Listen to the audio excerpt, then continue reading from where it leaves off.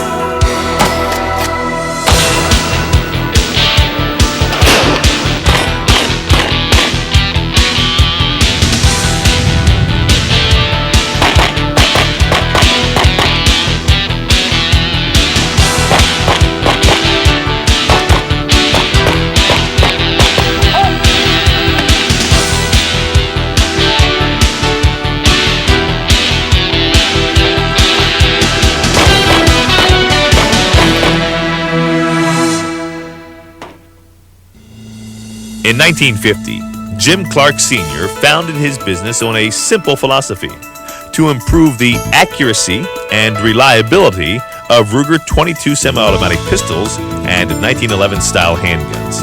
He pioneered and perfected the production and distribution of a 1911 style handgun that feeds and shoots the 38 special cartridge.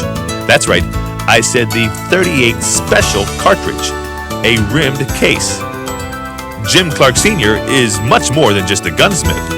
He's an inventor and innovator, as well as a champion competition shooter, becoming the first civilian to ever win the NRA Bullseye Championship. Today, more than 45 years later, Clark Custom Guns is one of the premier custom gunsmith shops in the world. Their work now includes custom services for a wide variety of firearms, including Ruger 22 pistols and 10/22 rifles, revolvers, 1911 style handguns for competition and self-defense, as well as custom work for shotguns and rifles. They also manufacture and sell high-quality, high-tolerance parts for 1911 framed handguns, Ruger Mark II pistols, and 10/22 rifles, along with complete drop-in barreled actions for Ruger 10/22 rifles. Jim Clark Jr. and his sister Kay Clark Michalik have followed the path trailblazed by their father. Jim is possibly the greatest three-gun competition shooter to ever live, winning the Soldier of Fortune three-gun World Championship 4 different times. Kay is the World IPSC Champion and three-time USPSA Nationals Champion. They're joined by Jerry Michalik, internationally known as the fastest revolver shooter in the world. Together, they oversee the operation and management of Clark Custom Guns and their 150-acre shooting facility known as the Shootout, located in Princeton, Louisiana. This facility offers complete firearms training for rifle, pistol, and shotgun. Jim Clark Sr., Jim Clark Jr., Kay Clark Michalik, and Jerry Michalik are some of the greatest minds in the gunsmithing and competition shooting industries. With over 100 years of collective experience, a complete machine shop, a 150-acre full facility range, instruction classes for rifle, pistol, and shotgun for competition and self-defense, and complete gunsmithing services to increase accuracy and reliability in your firearms, Clark Custom Guns is uniquely qualified to present the information you're about to see.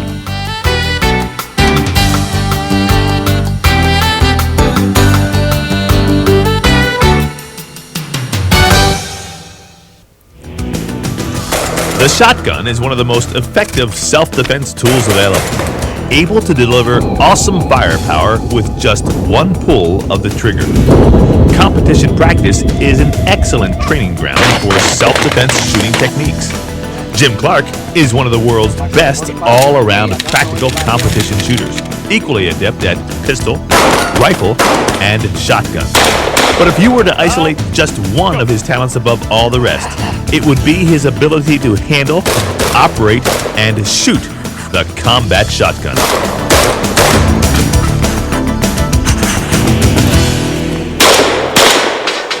Clark possesses an almost unnatural ability to shoot the shotgun both fast and extremely accurately. In this program, he discusses the modifications he has done to his shotgun and how to set up your own shotgun, plus shooting on the move, basic and advanced reloading techniques, and the basics of stance, grip, using your sights, and trigger pull.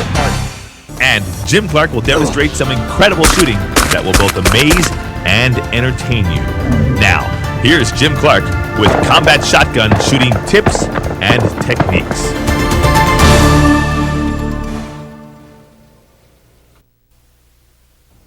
This is a little assault course that we use in some of our classes. I'm going to run it with my Benelli, and I'm going to use SOF rules, which mean that I can only start with 5 in the gun. I'll have to finger load off my belt for the rest of the targets. This course of fire has 10 targets, so somewhere on the move I've got to load 5 rounds in order to finish the course.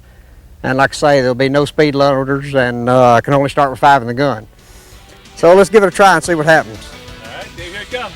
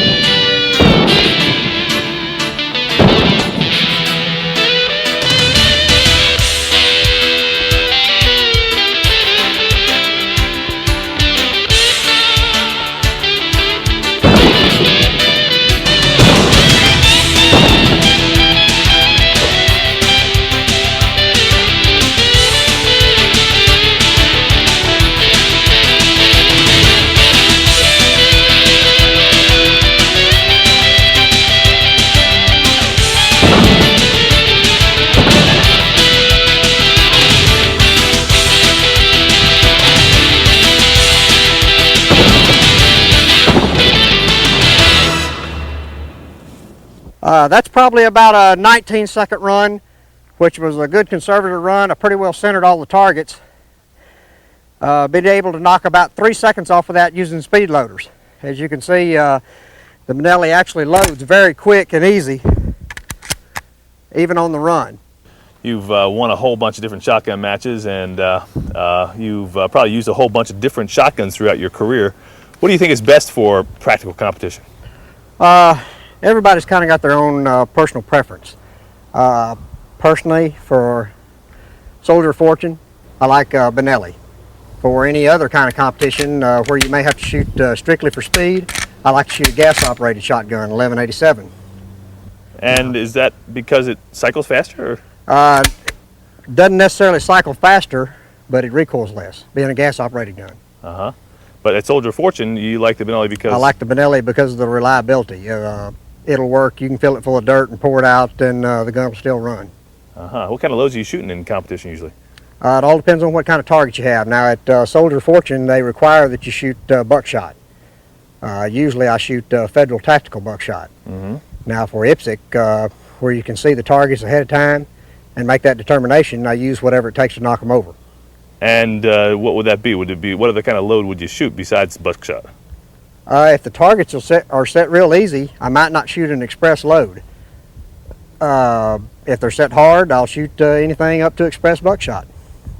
Now, when you say the federal tactical, is that a little heavier load as far as more gunpowder? No, actually it's a lighter load. It is? Yeah.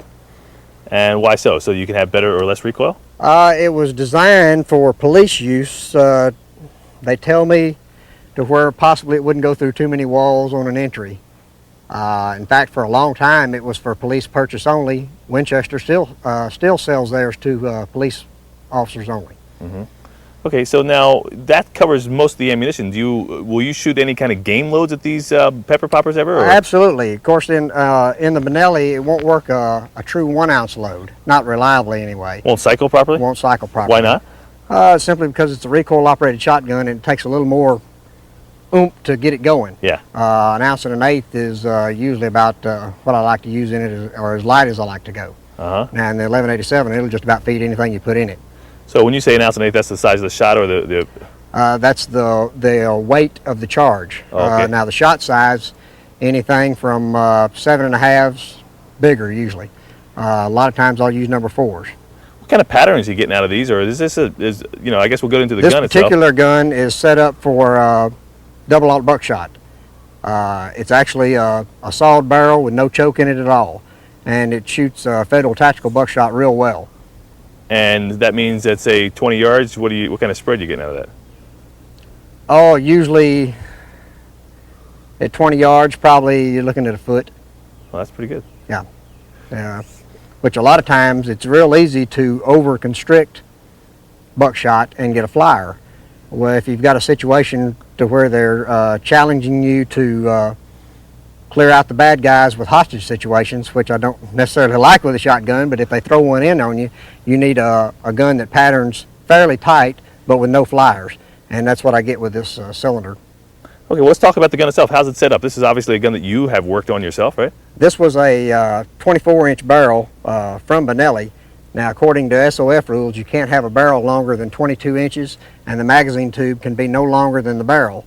So I've custom made me a barrel cut to the exact length of 22 inches, and then custom made a tube to where I can get the maximum amount of shells in.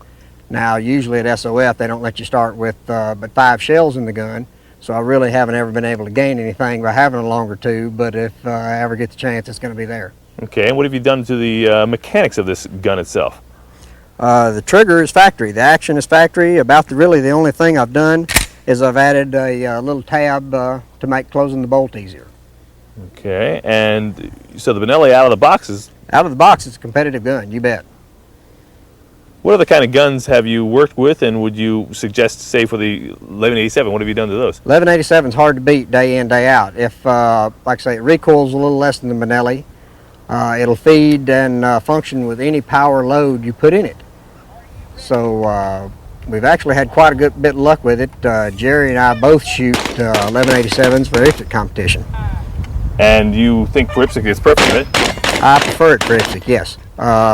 You may have, a lot of times you'll have more speed courses in IPSC than you will, say, at SOL, which by speed course I mean standing still and shooting as many as 6 or 7 targets in a row. With the gas-operated shotgun, it's just a little easier to do that.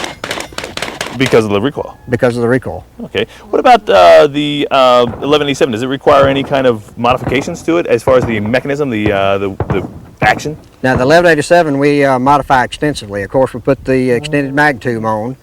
The guns we use, we've put a tapered forcing cone, which supposedly makes it recoil a little less and improves the pattern. We do a trigger job on them, which is a fairly easy gun to do a trigger job on, 1187. Mm-hmm. And it really makes the trigger less pull? Less pull, less creep. We modify the loading gate. I'll put a extended loading gate on it for speed. Me personally, even with the loading tubes, I just use my fingers to stop the loading tubes. Now, just about everybody else I know applies the add-on gates that right. they put the tubes in. tubes, But I've never liked them because I can't hit the tube, say in a full stride running. All the time, yeah. Okay, and then that 1187, once you get them basically customized, and you do that at Clark's yourself, what Yes. other things do you do at the shop? We do the forcing cone, or the long taper in front of the chamber, which supposedly gives you, like I say, a little less recoil and a little better patterning. It doesn't distort the shot, especially using big shot is bad. Mm-hmm. Now, of course, they come from the factory with the screw-in tubes, full-length rib, which I like. We put on a loading gate, or a smaller loading gate than normal, the tab that we make. The trigger job, pretty much tune the action, slick it up just for a reliability package. deburr all the stuff from the factory, and just kind of a general check over. What about the sights? Now, there are a lot of different sights available in shotgun. There's ghost ring sights, there's front posts, there's even optic sights now. In fact, as far as the sights go, there was a trend here a few years ago for a lot of slugs in IPSC competition.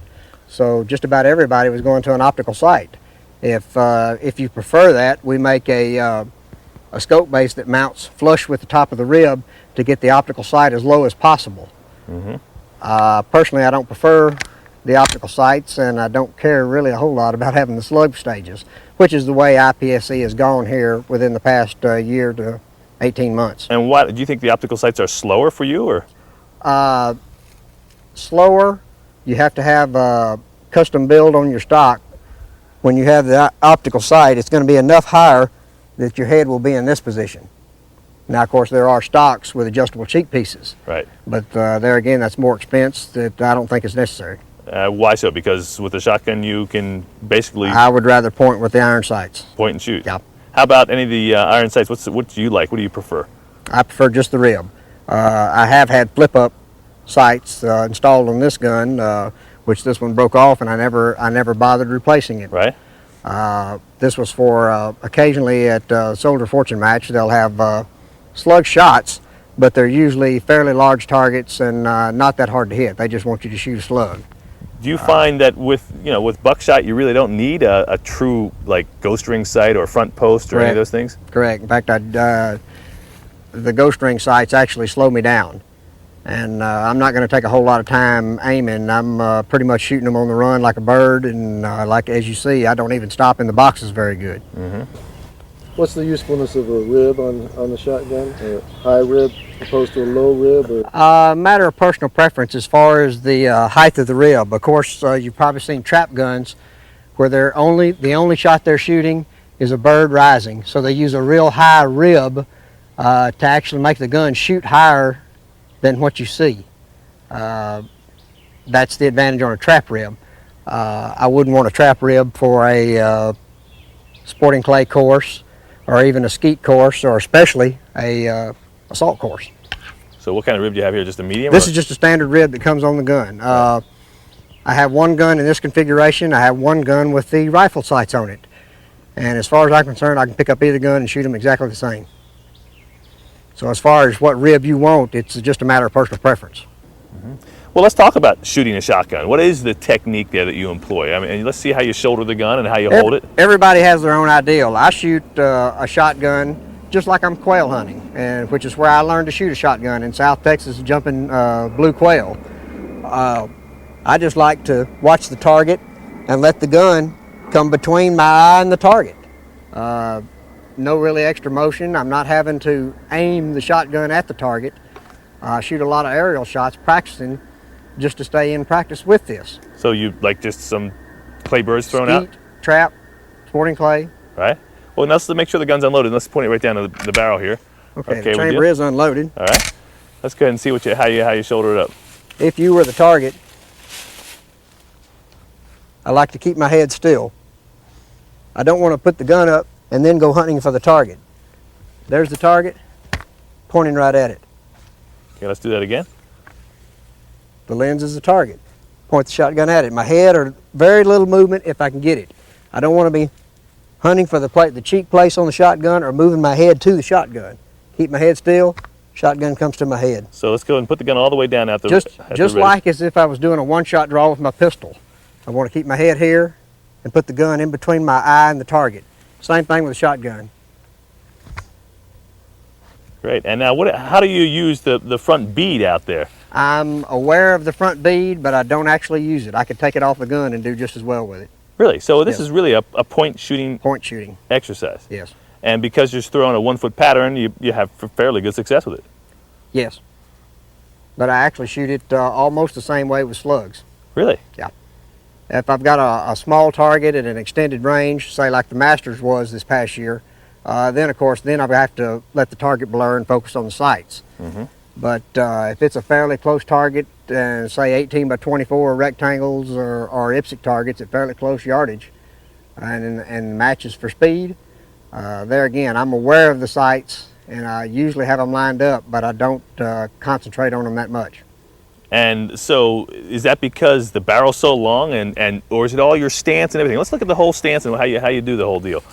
Because sometimes you don't get a chance to have a stance, right? Actually, moving from box to box on an assault course like this, like you say, you don't have a chance. When I enter the box, I would rather enter with my left foot, and if I've got a target and my back foot comes off the ground, I'm shooting from this position, not even with 2 legs on the ground, 2 feet on the ground.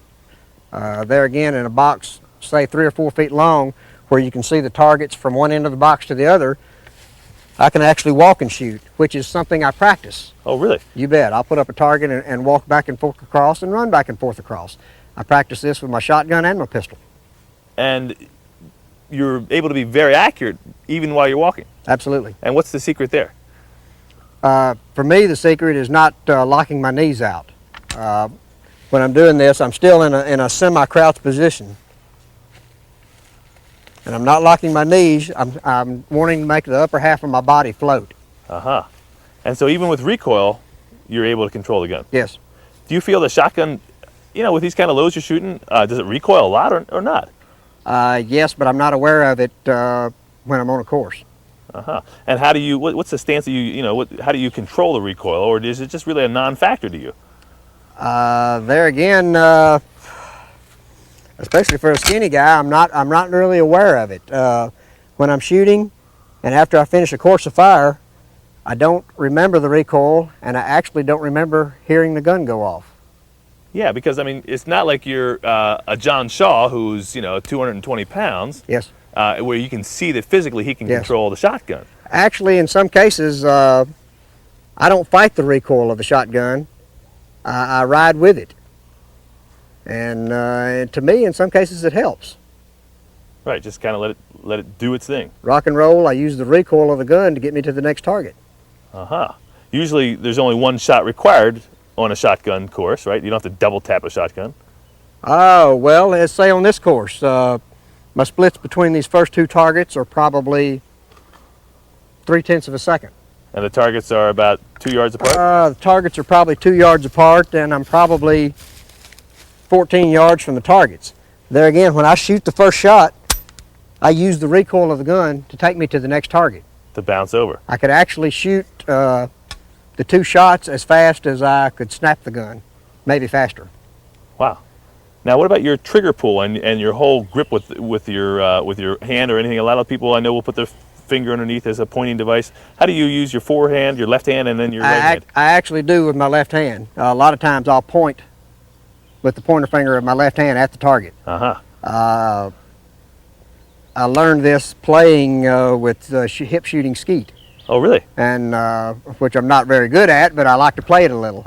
And I like to point. In fact, a lot of times I'll point 2 fingers. The pointer finger on both hands, and pull the trigger with my middle finger when I'm shooting hip shot skeet. Okay, so using that hand as a pointer, that kind of gives you that more using natural. The finger as a pointer, you bet. Because everybody points their fingers from like being little kids. Exactly.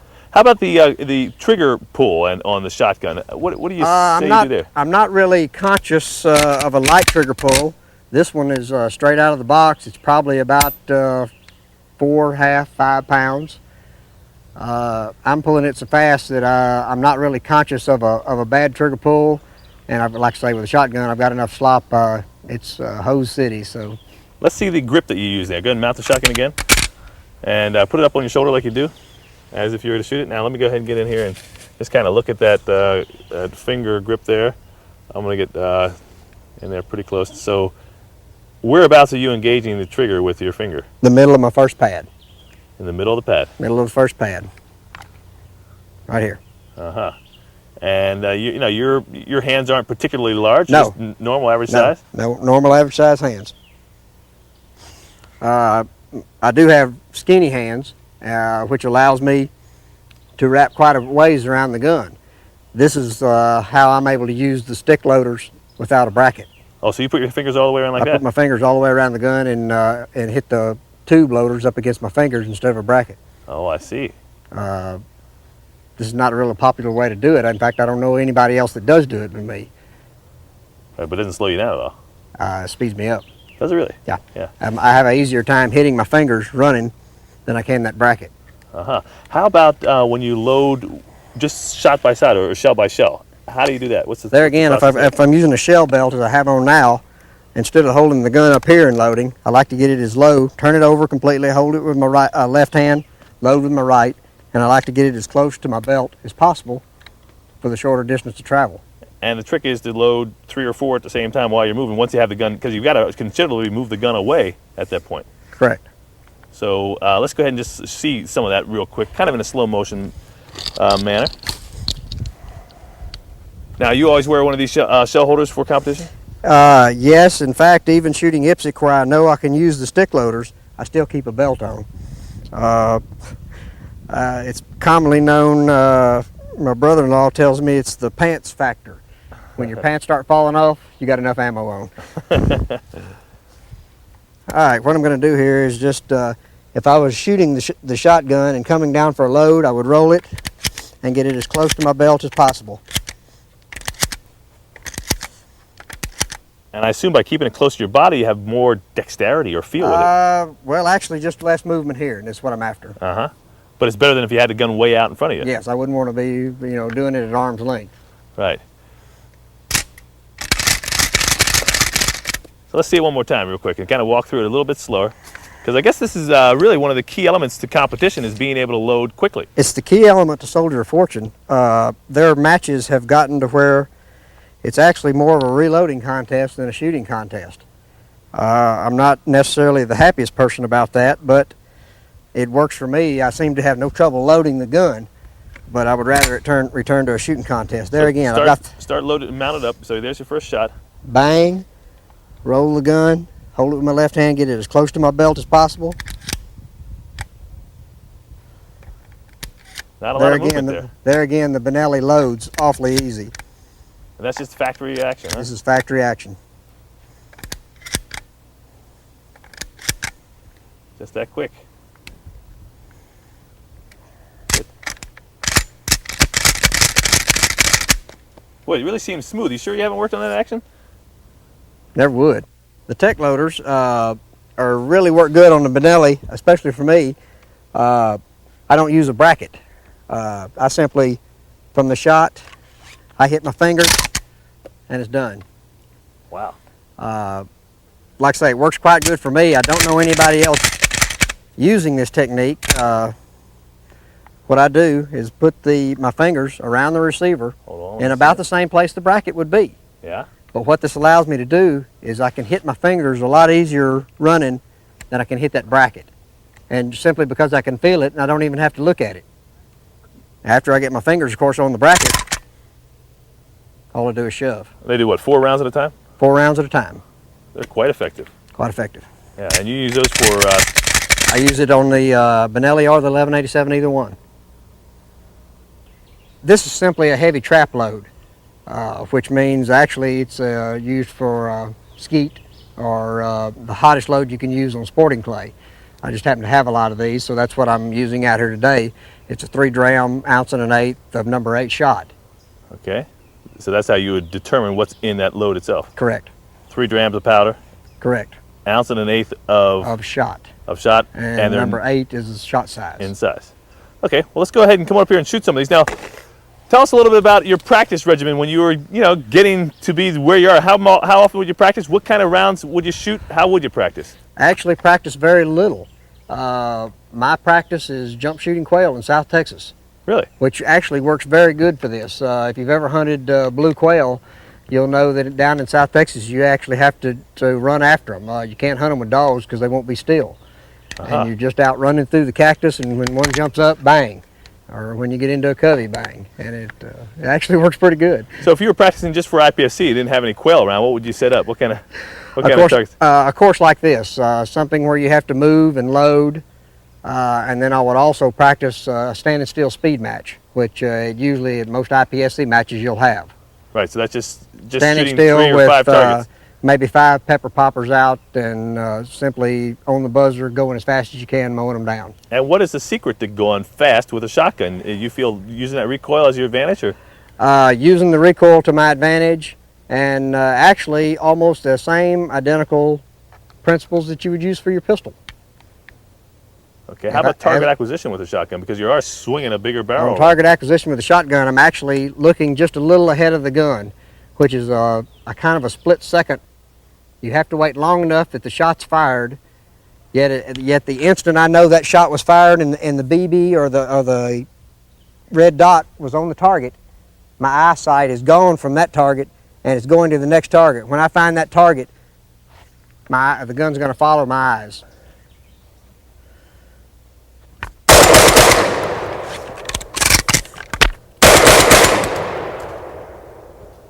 That's 6 shots with a reload. Oh goodness, probably about 4 seconds. Wow, and like I said, your body seems to be really coiled and like on a spring almost. Do you keep your elbows down purposely like that?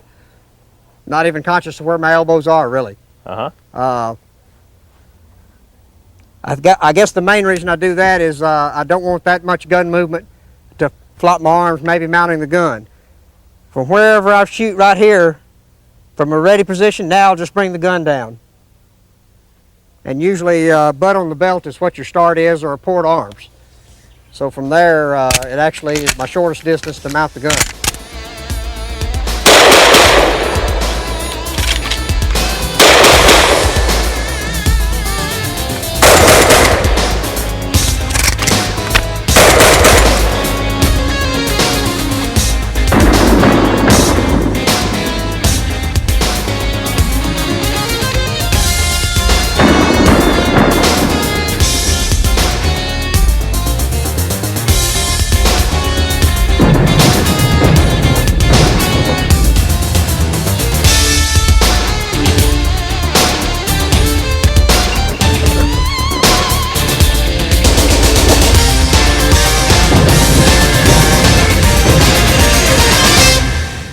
Jim, how much the speed shotgun you think is athletic versus shooting, or is it a combination of both?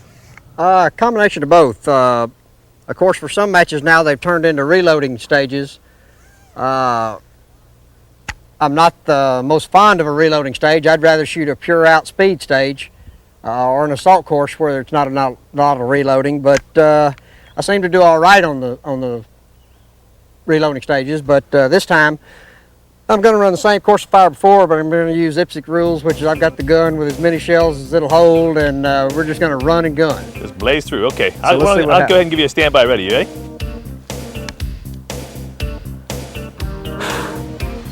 Shooter ready. Stand by. Go.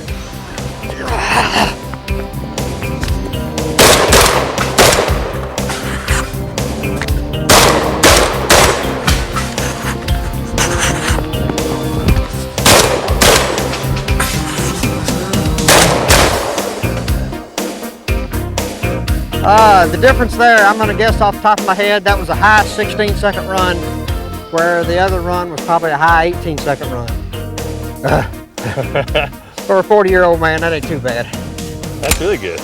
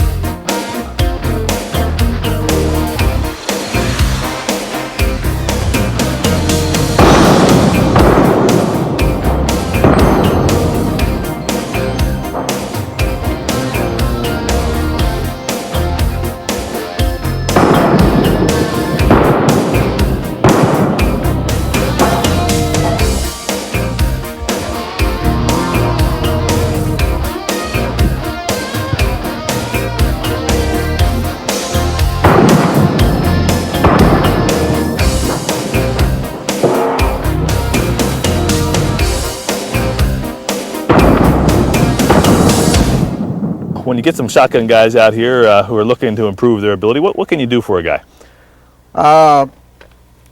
We like to think quite a bit. The one reason we went into the training business in the first place is that nobody is really putting an emphasis on three-gun shooting.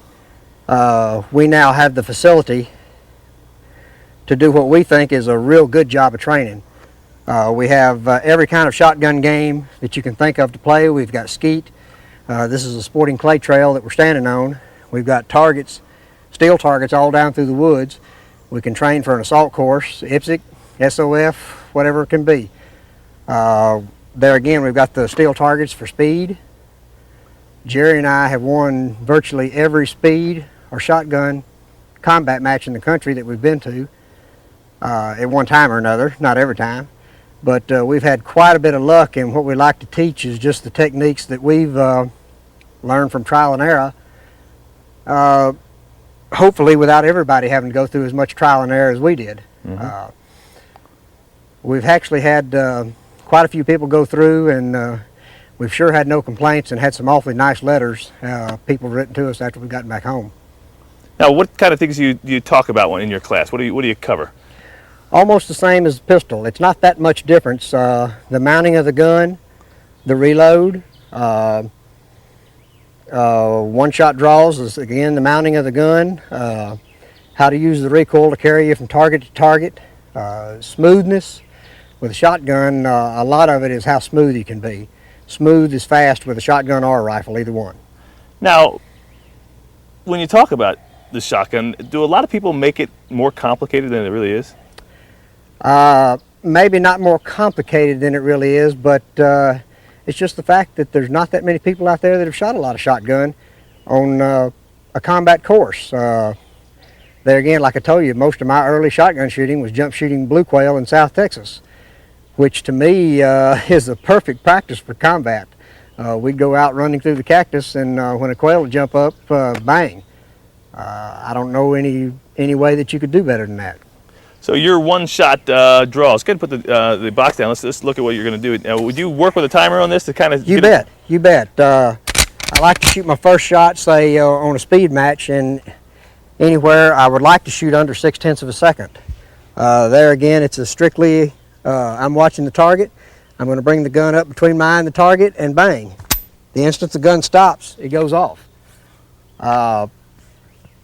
The last class I had this past week, the guys that came in when they started, their one-shot draws were running 1.3, 1.2. When they left, they were all shooting in the 0.7s, and which they've already gained a half second on the field right there. That's a pretty good improvement. That's a big improvement for one shot. Yeah, and so that's all really the technique of mounting the gun. You bet.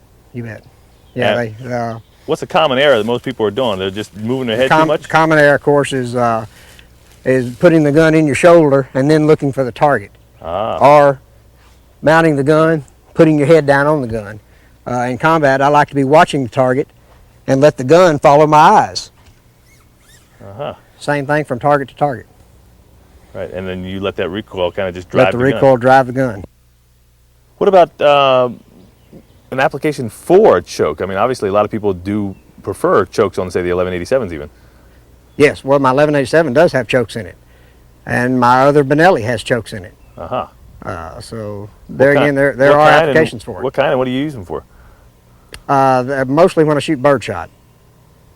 For the chokes? Keep the pattern smaller? Keep the pattern smaller or bigger. Oh, okay. On Sportsman Team Challenge, generally I shoot the trap bird on the flush event. The two teammates, which would be Kay and Jerry this past year, both shot improved cylinder because their birds were fairly close. The teal bird was fairly far and leaving and getting farther. So I shot a modified. I concentrated on the teal birds, and if I needed to help them, by the time I got to them, their birds were further out, and the modified choke was the thing to have, really. Now they have adjustable chokes also, right, that you can put in? They have the adjustable chokes, but those aren't near as popular nowadays as the wind chokes or the screw-in chokes, simply because of the looks, the aesthetics. What I'm going to do is just another little trick that I like to play all the shotgun games, so I'm going to just hand throw some birds and break them, And this is just another little exercise I do for target acquisition. I'm probably not anywhere near the best at this, but it's fun, and your target acquisition will get better as you get better breaking these birds. So what I'll do is start out just hand throwing 3 birds here and see if I can break them with a shotgun.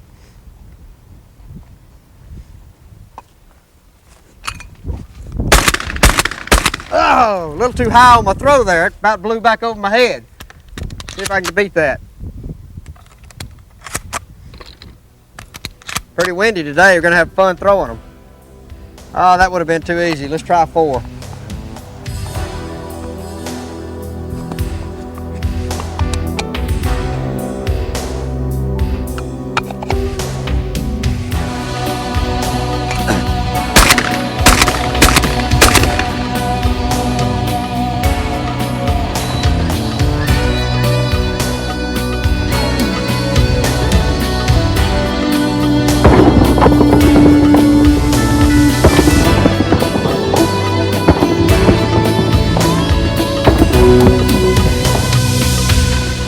Okay. Actually, I had to shoot the piece there at the last. I got too close to one of them. What I'll do now is try 5. And as you can see, the shooting of the birds is fairly easy. The throw and the getting them to separate is a little tricky sometimes.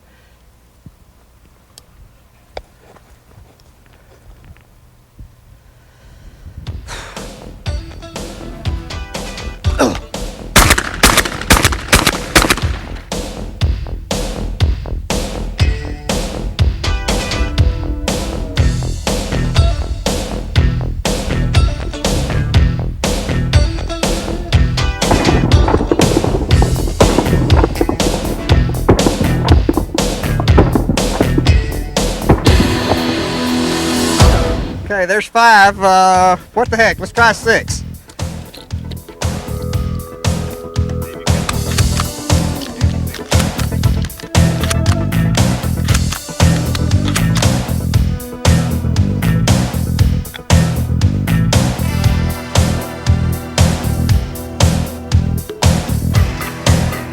That was a pretty wide throw there. I was lucky to get those.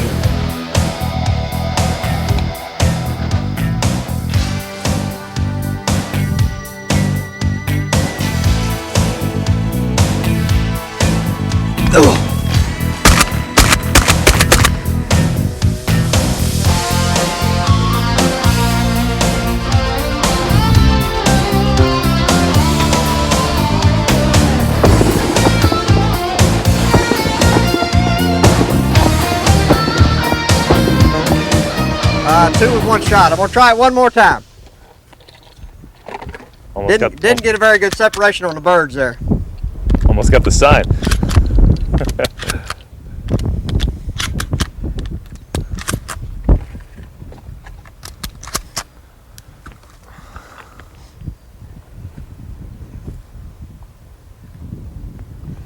I tell you what, since I only got, this is the last of my box of shells, we'll go ahead and go for the broke. This is 7.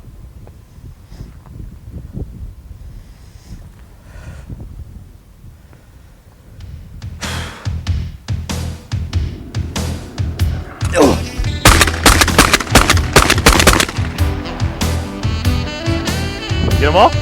I got them all the time. This is a pretty good trick. It's a real good exercise for target acquisition. When you get to where you can play 4 or 5 birds in this game, a big pepper popper running down through the woods ain't no target at all.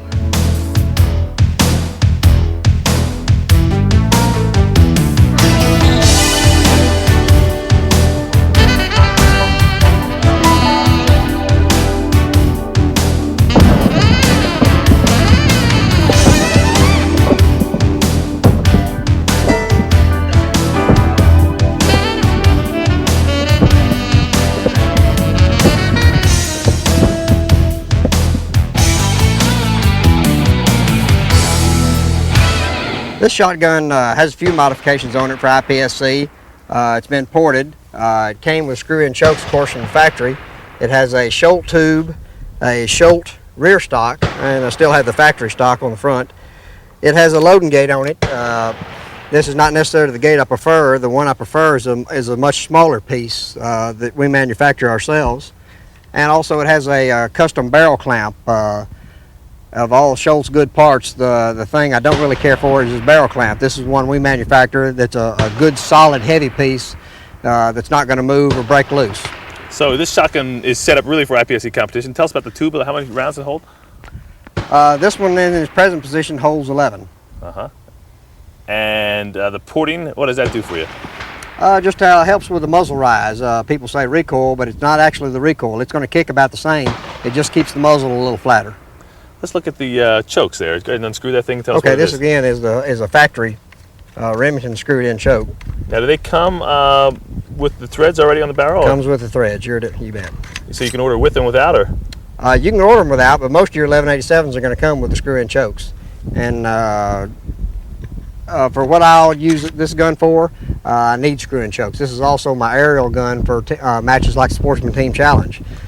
So what kind of chokes would you be using? Well, there again, down there, see where you got the flurry birds, which are coming at you. You'll shoot birds on the flurry as close as 7 or 8 yards sometime. So you want a wide open choke on that stage. When you go to the flush event, which in this past year, Kay and Jerry and I shot together, they shot the crossing birds and I shot the teal bird, which is a fairly ugly.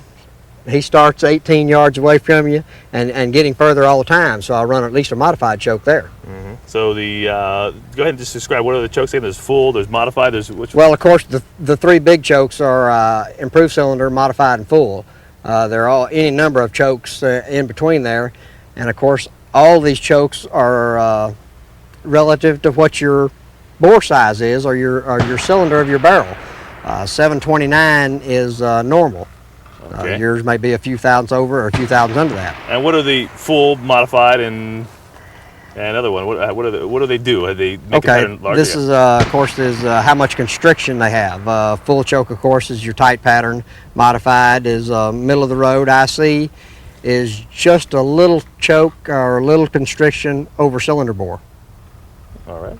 Good. And now this gun here, by the way, pick it up again. Let's look at the any kind of trigger work you've done in here or anything, or? This particular gun actually has a factory trigger. Nothing's been done to it. I prefer one. In fact, the combat shotguns we build to sell have a trigger job on them, and they come out real good at about a 2.5 pound to 3 pound trigger. All right. So a gun like this, what do you think it would cost out of the shop looking this way? With the tube, with a standard stock rather than the Premier Skeet model, you're looking at $975. Now that's for one with the extended barrel lead, the action tune, trigger job, chokes on it, ported, extended tube, pretty much set up for IPSC competition the way I would want it. Now the way you said something about what you do in the inside of the chamber.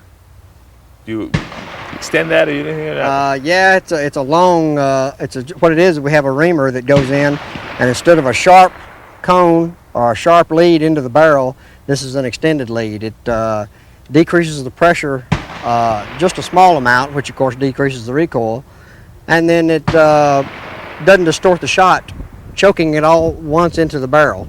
It's a longer, smoother lead into the cylinder. If I were to send you a gun, or if I wanted to buy a complete gun, how would I buy a complete gun? Because obviously you can't ship it to me directly, right? Correct. I will have to have the dealer's license, your local dealer in your state. I can't ship a handgun, obviously, or any gun directly to you.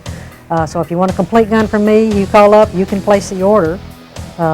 You handle all the paperwork as far as the exchange of money or the credit cards or whatever.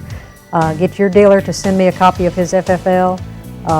When the gun is complete, we'll ship to your federal firearms dealer in your state and go down and pick it up.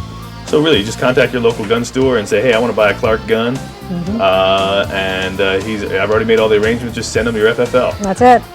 And actually, and I'm sure now it's gotten more than $25, and we will pay up to $25 of anything that the dealer charges you for the transaction. He's going to have to charge you something for running the gun through his books. He's in the business to make money too. Right. But we will pay up to $25 toward the charges that we it makes toward you. Now, if I already own the gun and I send it to you, is there any problem with that? Nope, you can ship it directly to me through UPS. I'll ship it right back to your doorstep.